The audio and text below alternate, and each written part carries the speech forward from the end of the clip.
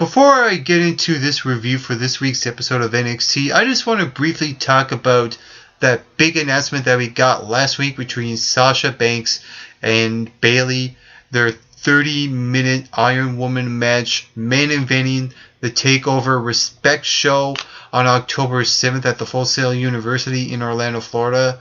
You know, that was a great moment last week. I really gotta say, I'm still getting chills from that huge announcement, and you really didn't need much with those two this week. You know, all you needed was that video package and maybe a couple of other things, new different things that gets people excited and ready to see that match. And I'm one to look forward to seeing what's gonna go down in that match. I mean, they're calling NXT TakeOver Respect, not for nothing, because at the end of the day, really, wrestling, it's all about respect.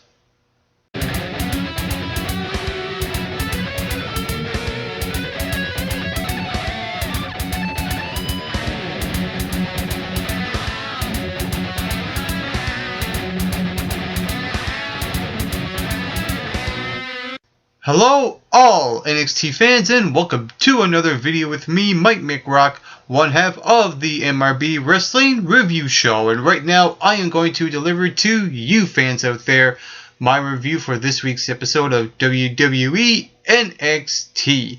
And the show kicked off with Carmella going one-on-one with Eva Marie yet again. And I wasn't really crazy about this match at all, mainly due to Eva Marie and the lack of confidence that she has.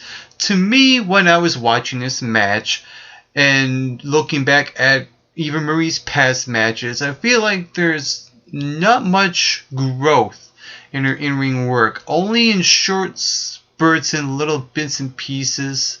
You could tell in some ways she is trying to improve, but she's still really stiff in the ring. There's no fluidity to her in-ring ability. She's just very stiff, like a board or something like that. I don't know.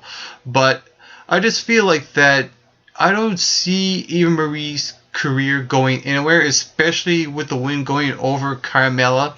I feel like that NXT is just setting her up to fail, and maybe they're doing this on purpose, but at least I will give NXT credit for playing up on that controversy from last week with the 2-count pinfall with Eva Marie.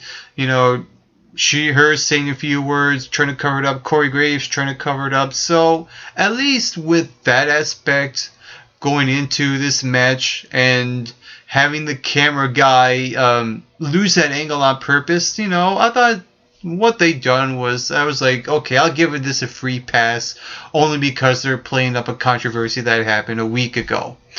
And we also got Bull Dempsey versus Tyler Breeze. And then going into this match, I wasn't really overly excited. You know, they tried to do a few with it, which I was fine with what they done last week. But with this match, I just thought it just came across as really silly, really goofy at times, and just an okay match. I was just trying to get into it, but I just really couldn't. I really don't know why. There was just some things when I was watching this match, I was like, well, this is just really silly, and that doesn't happen. I mean, there's one moment where Tyler Breeze lifts up Bull Dempsey and he lands on the apron. I mean, to me, that just came across as really awkward, because usually you don't see a small guy lift up a big guy, even let alone throwing him on the apron. That made no sense. I mean, what do you expect in the WWE? Nothing makes sense in the wrestling world, for the love of Christ. What am I talking about? But yeah, I just couldn't get behind this match at all. I don't know what it was, and for some reason, I get the feeling that the only reason why they have Tyler Breeze go over in this match is to now feed him to Apollo Crews. Maybe that's what they're going with. And all this bullshit for nothing. I mean, they build up Bull Dempsey as this guy that's now working out. He done the vignettes in the gym, and he comes back and has a match with Tyler Breeze, goes over at TakeOver, and now he loses here, and it was like all that bullshit for nothing. I really don't understand the logic behind that, but I'm going to move on. And that is to the contract signing of Suka. I think that's her, Azuka or Axa, something like that. New fresh face on NXT. The fans were hyped, and this was basically her contract signing, her debut on NXT, a new fresh face on the show, which I like. I like to see more fresh divas now. Now that Bayley's the champion, I want to see new fresher faces being brought up. I know that Nia Jax will be debuting soon, and it's really good to see a new diva and someone who's different. I mean, we have a Hideo Itami, even though he's off injured. He kind of does his own thing on NXT, where his strengths are the flips and kicks and the in-ring ability. Now I think we're going to get to see that with this new Japanese diva, Axa.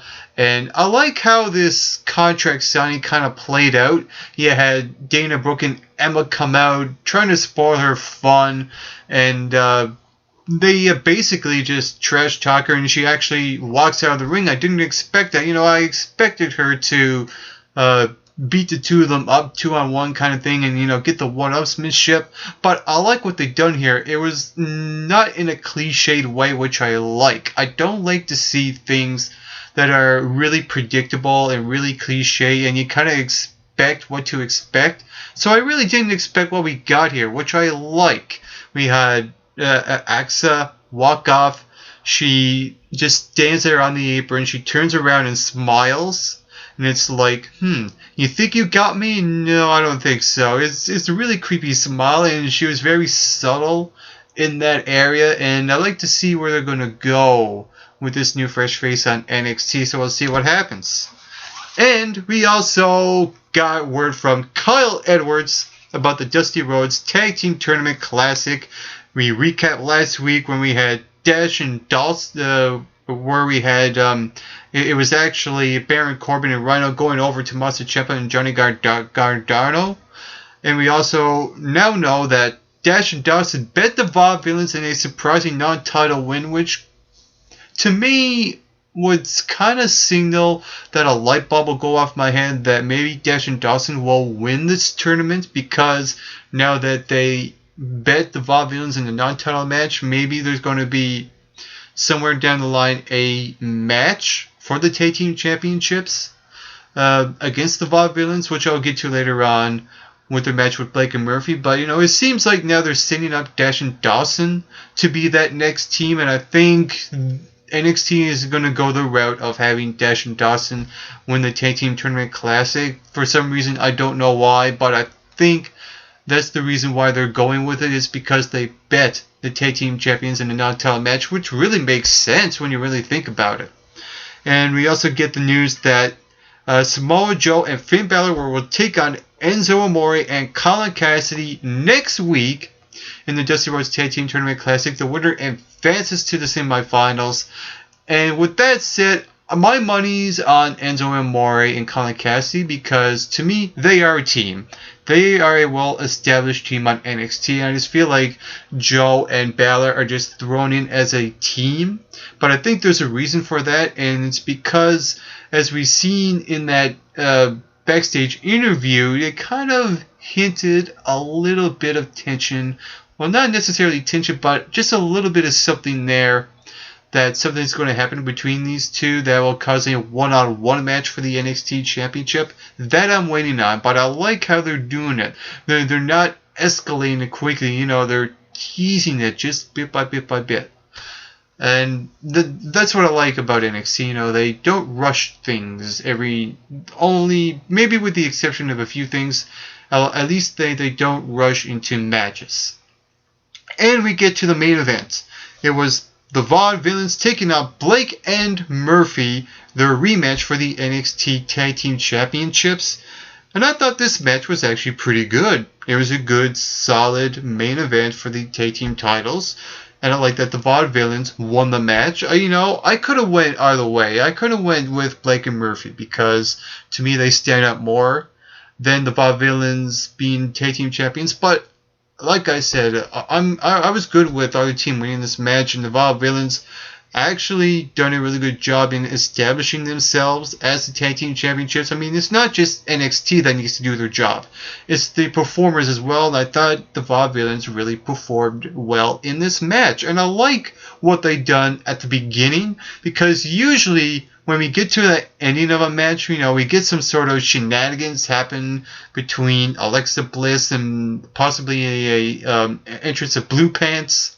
And I like that we got that early instead of at the end result of the match, which would kind of let down the match. We really bring it down. So I like that they just got that part out of the way at the beginning and just let these two teams go have at it and have a good solid main event. So that's what I really enjoyed about this week's episode of NXT, is that they had that main event and they done some things that were not so cliched. It's the little things that matter. So overall, this week's episode was an okay show. I wasn't overly crazy about anything, and even with that said, we got that last week. So I was fine what NXT done with this show, and that they established Suka as a new fresh face to NXT, establishing the Dusty Rhodes Tag Team Tournament Classic, and establishing the VaudeVillains as NXT Tag Team Champions. There's a whole lot of establishing going on this show, let me tell you that. So, what did you think about NXT this week? Feel free to leave those comments right here in the comment section below. And you can also hit that subscribe button down below this video to become an MRBer on this wrestling review show.